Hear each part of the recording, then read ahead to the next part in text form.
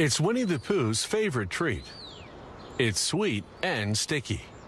And it's produced by an industrious insect whose miniature society is one of the most sophisticated in the animal kingdom. It all begins in a field where worker honeybees suck nectar from flower blossoms, such as clover.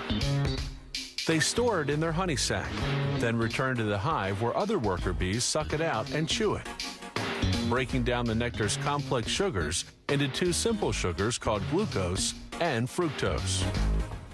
The bees then deposit the nectar into the cells of wax honeycombs they've built. They fan it with their wings until most of its water content evaporates in the warm air of the beehive. What's left is thick and gooey honey. The bees then cap each honey-filled cell with beeswax. That's when the beekeeper steps in.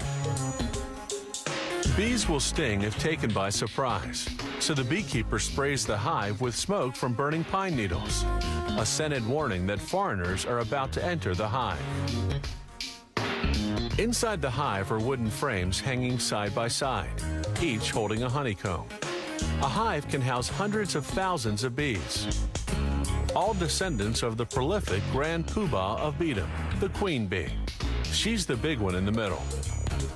The queen bee lays up to 2,000 eggs a day, creating the workforce needed to feed and protect the colony.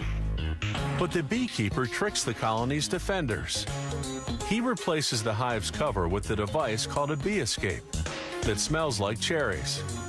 Bees dislike the scent, so most fly to the bottom sections of the hive. Another warning spray, and the beekeeper removes the bee escape.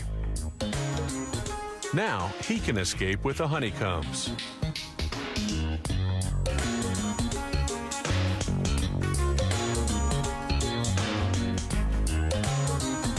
Inside the honey factory, they put the honeycomb frames on what's called an uncapping machine. Like a razor, it shaves the wax caps of the honey-filled cells of the combs. They scrape off the remnants manually. Then they set the frames on another machine called a honey extractor. It spins the honeycombs until all the honey is forced out of the cells. Afterward, they filter the honey to remove any pieces of wax capping that slip through. Then the honey is ready for bottling. Some beehives contain smaller frames designed to produce honey that isn't extracted from the honeycomb. Workers remove the frame and cut the honeycomb into pieces as is with a heated knife. That seals the wax around the honey inside.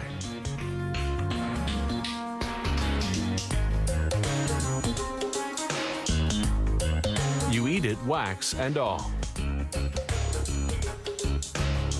The beeswax lining of the honeycomb goes to make candles, furniture polish, lipstick, and other products.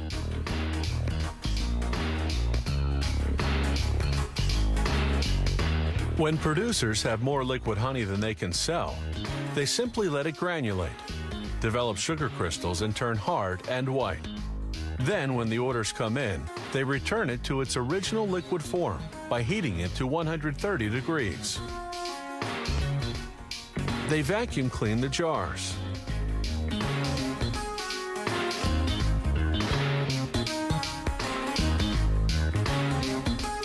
Then fill them.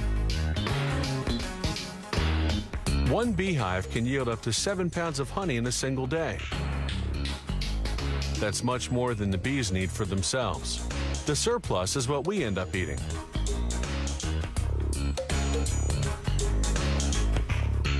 Honey production today is both efficient and humane. For centuries, the only way to harvest honey from hives had been to kill the bees. Then, in 1851, an American beekeeper invented a way to get the honey, yet spare the bees. His method, with the removable honeycomb frames, is the one we still use today.